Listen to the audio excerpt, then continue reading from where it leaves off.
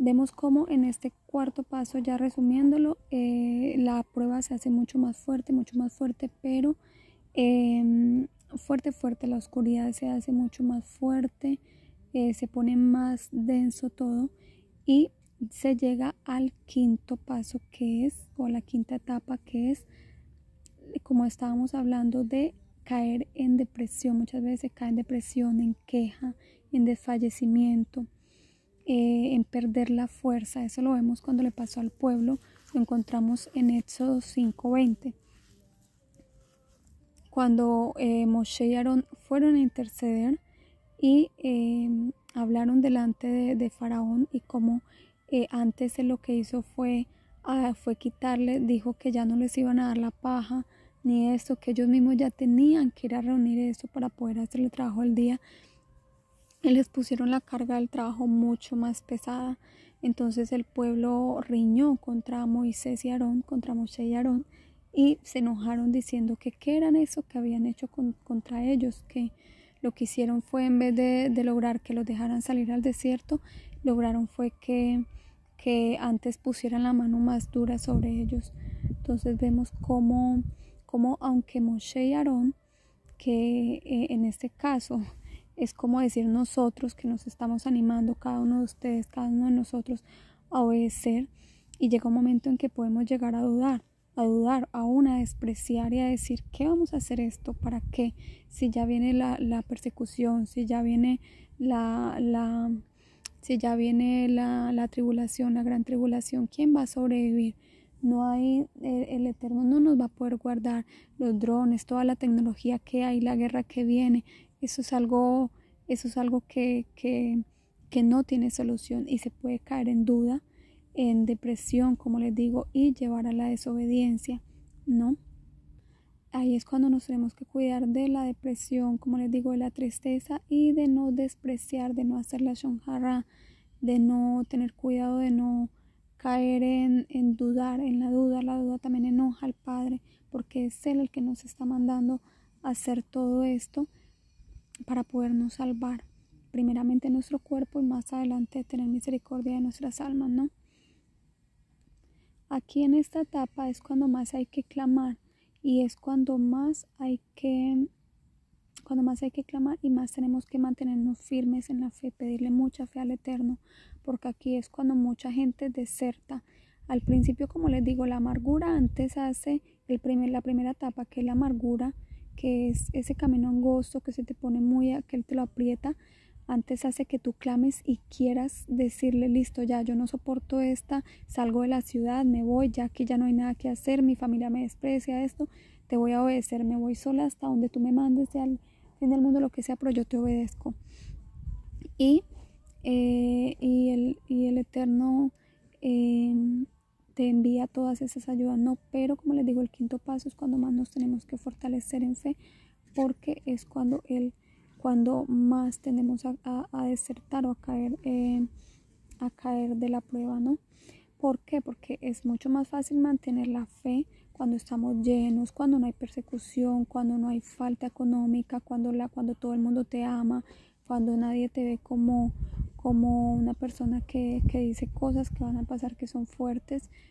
Ahí es cuando es mucho más fácil, pero en las duras, en la tribulación, cuando ya las personas te miran raro, te empiezan a decir, esta persona está como meshugas, como salía de sus cabales, como que ya no está coherente, porque piensan que lo que dices no es conforme a Elohim, no lo está mandando Elohim. Ahí es cuando te desdeñan, cuando hacen la shon hara de ti, cuando muchísimas cosas. Ahí es cuando es difícil permanecer, ¿no?, en la fe. Entonces es cuando más tenemos que clamar, sin importar a nuestro alrededor. Entonces, como les decía, en la tribulación es más difícil, pero es cuando nos tenemos que fortalecer y aumentar nuestra tefilá. Y como les digo, la fe no es algo que viene con nosotros, no hay que pedirla con nuestras palabras en oración. Tras esta etapa, cuando ya logramos pasar esto, viene la redención. Vemos cómo en el pueblo de Israel ya vemos la redención, que es la sexta etapa. vemos como ya en Éxodo 12:30 ya hubo ese milagro donde ya el Eterno envió a Moshe. En Éxodo 12:30 vemos cómo hubo un fuerte clamor en Misraim por el mal. Vino la muerte de los primogénitos y vemos cómo el mismo faraón llamó a Moshe y Aarón y le clamó al mismo Moshe, antes él fue el que le clamó y le dijo: vayan, sirvan a su Elohim, sirvan a su Dios, váyanse de aquí, ve a hacer lo que tienes que hacer a tu Elohim en el desierto, llévate a todo el pueblo, los animales, antes que él peleaba, antes que porque los animales no se fueran, que porque los niños, todos váyanse, y antes les dieron cosas a los vecinos, les entregaron alhajas y esto. Les dice él: salgan de aquí. Entonces ahí vemos cómo funcionó la plegaria, cómo funcionó vuestra plegaria. Por eso la importancia de la guerra espiritual. Cuando Elohim te manda a hacer algo, no es suficiente con decir listo, ya te obedezco. Ahí es cuando empieza la prueba. Por eso hay que hacer mucha guerra espiritual, hay que pedirle mucho a él. Mientras te vas moviendo, a la vez tenemos que ir haciendo esa guerra espiritual para poderle obedecer. Entonces el clamor es muy importante. Entonces ya llegamos a la última etapa y vamos a hacer el resumen, que primero es la redención. Vemos cómo comienza primero, cómo le empezó al pueblo con mucha amargura. Segundo, cómo ellos tuvieron que clamar. Nosotros también tenemos que clamar para poder hacer lo que nos está mandando a hacer. Tercero, vemos cómo empieza a brillar la redención y envía a ese redentor, en este caso a Moshe, en este caso a nosotros nos envía a Yeshua para que le clamemos, para que nos ayude con, como les digo, con esas malas cualidades, con esos malos rasgos, ahorita que estamos sacando la levadura, ¿no? Y para poderle obedecer. Cuarto, se identifican las pruebas. De ahí se pasa a la quinta etapa, que es el desánimo, la decepción, la depresión, la desesperación, la queja, la duda, todo eso. Y salen estas pruebas para ver si de verdad queremos obedecerle. Y vemos cuando ya logramos pasar esa etapa, no desertamos, porque ahí es cuando hay un paso muy tremendo que dice: muchos son los llamados y pocos los elegidos. Hay mucha gente que empieza a desertar y vamos a ver cómo ahorita en la tribulación y gran tribulación, lamentablemente mucha gente va a volver atrás, mucha gente se va a hacer marcar, mucha gente que no obedeció, que no creyó, van a enfrentarse con esto.